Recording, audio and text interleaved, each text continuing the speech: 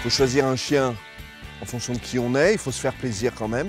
Accueillir un chien, ça doit être quelque chose de plaisant, c'est une belle chose dans la vie, c'est quelque chose qu'on fait que quelques fois dans notre vie. Il faut à la fois se faire plaisir et puis essayer de trouver le type de chien, la race de chien, le chien qui va correspondre le mieux à qui on est, à ce qu'on va pouvoir lui proposer.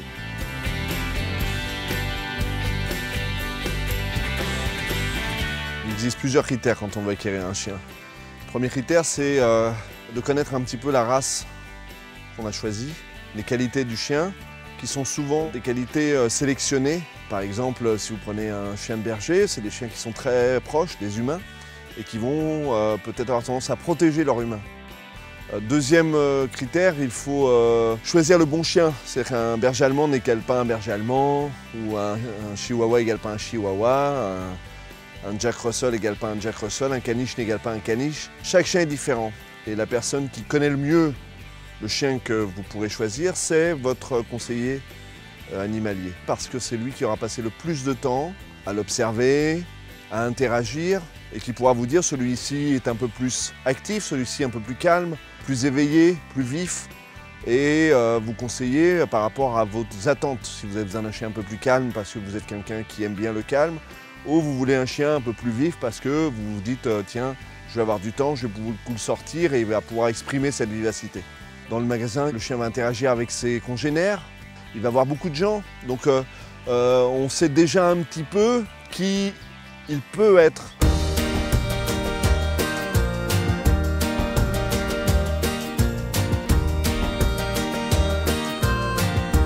C'est important de mettre en adéquation notre environnement, nos contraintes et les besoins fondamentaux du chien. Par exemple, si vous avez un petit Jack Terrier, si vous avez un petit bichon, ils ne vont pas avoir les mêmes besoins fondamentaux. Ils vont avoir besoin de sortir, mais ils ne vont pas dépenser la même énergie. Le Jack, il faudra qu'il court. Le bichon pourra se promener. Il pourra courir aussi, bien sûr, mais il aura besoin d'un peu moins peut-être d'exercice. Et donc, il faudra réfléchir à quelles sont vos contraintes, vos possibilités. N'hésitez pas à demander au conseiller et il saura vous aider.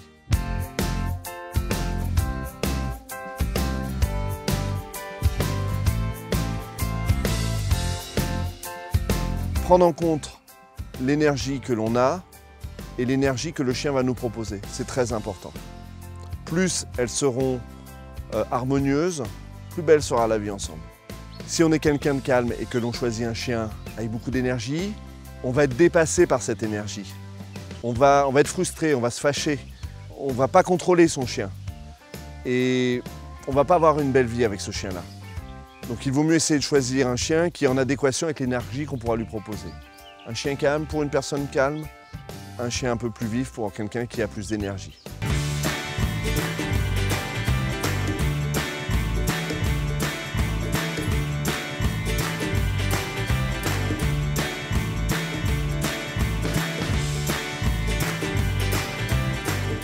Il est important de tenir compte de son mode de vie, de son environnement.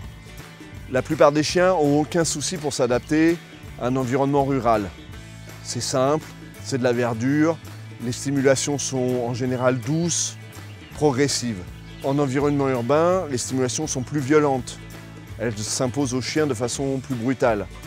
Et ça veut dire que quand on va l'accueillir chez nous, il faudra très certainement et rapidement lui proposer de s'habituer, de se familiariser, de se sociabiliser avec cet environnement-là.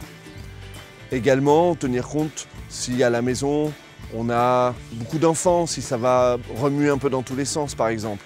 Ça ne veut pas dire qu'il ne faut pas prendre le chien s'il y a des enfants, au contraire, mais il faudra en tenir compte et que très vite le chien s'habitue à cette énergie-là.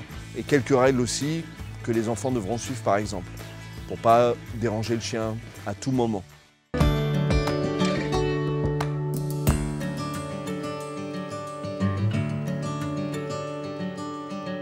La disponibilité, le temps, c'est capital.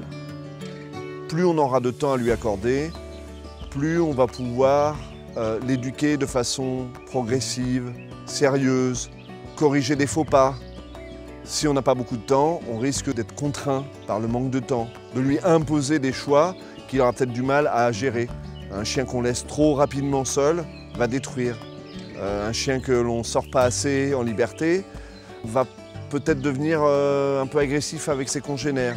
Vous décidez d'adopter un chien, prenez des vacances. Prenez 10 jours, prenez 15 jours, prenez 3 semaines. Ainsi, vous pourrez l'accueillir tranquillement, vous absenter, pas parce que vous devez vous absenter, mais parce que vous allez pouvoir petit à petit l'habituer à vos absences. Vous allez pouvoir l'observer, apprendre à le connaître. Vous allez pouvoir le sortir pour qu'il se familiarise, s'il sociabilise avec l'environnement. Donc prendre des vacances quand on décide d'adopter un chiot.